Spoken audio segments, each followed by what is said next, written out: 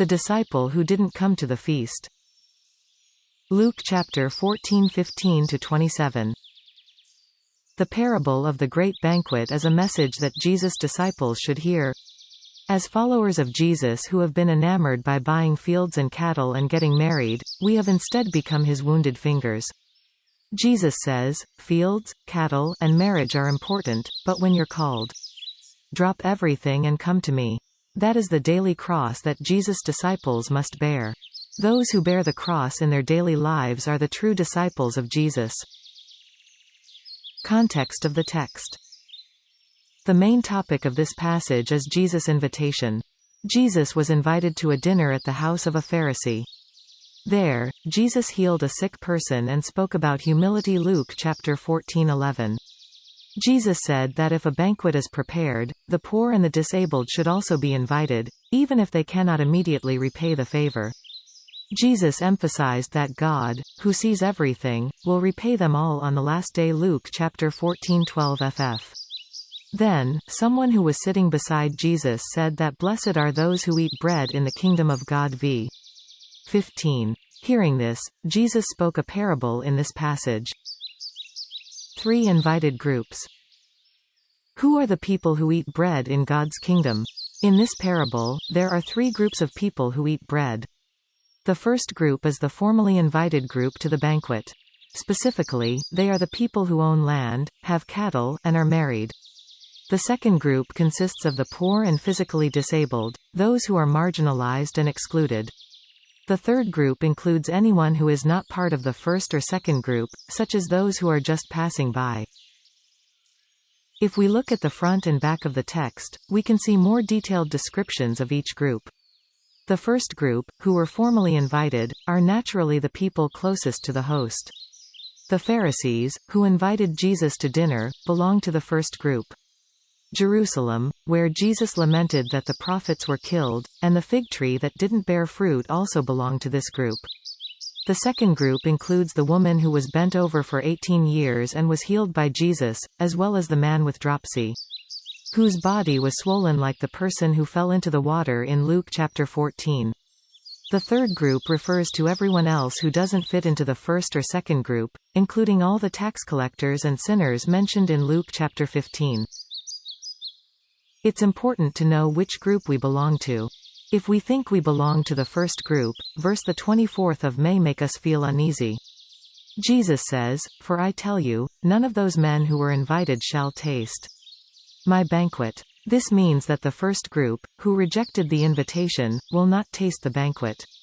If we think we belong to the first group, it might feel like we've been left out of the kingdom of heaven. However, if we think we belong to the second or third group, it might make us feel inferior, as if we were not invited or forced to come to the banquet.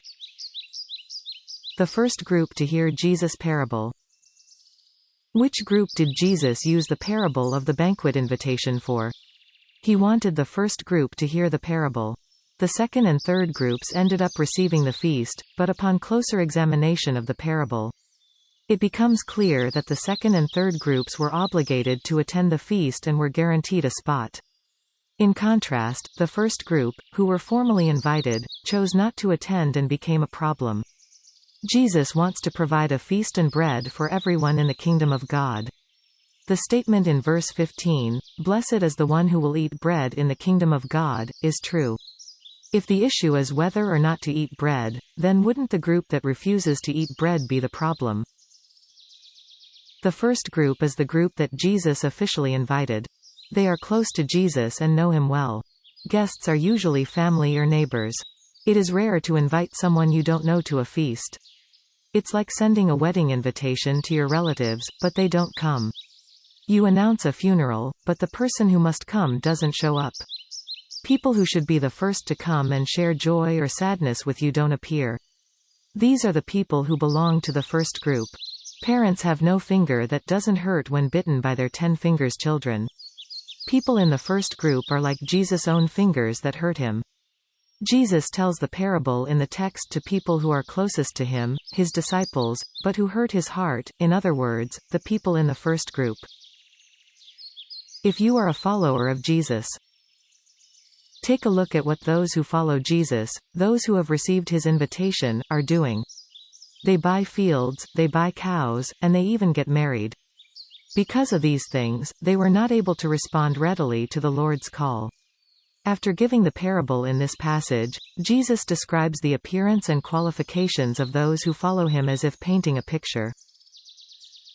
Whoever comes to me and does not hate father and mother, wife and children, brothers and sisters, yes, and even life itself, cannot be my disciple. Whoever does not carry the cross and follow me cannot be my disciple. VV 26-27. In Hebrew or the Aramaic language that Jesus used in his daily life, there is no comparative degree.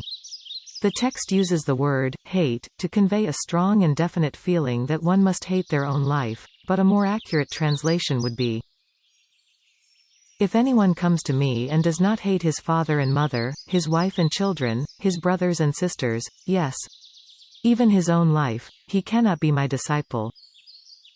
The cross may seem like a heavy burden that is far away, but as Jesus expressed it, the cross is in our daily lives. It is in buying fields, buying cattle, and getting married. Jesus says that we must consider him more precious than anything else, even in our daily lives. Being a disciple is expected of us in these moments, and we can only be disciples when we prioritize him. This is what Jesus means when he uses the analogy in the text to address his first group of disciples.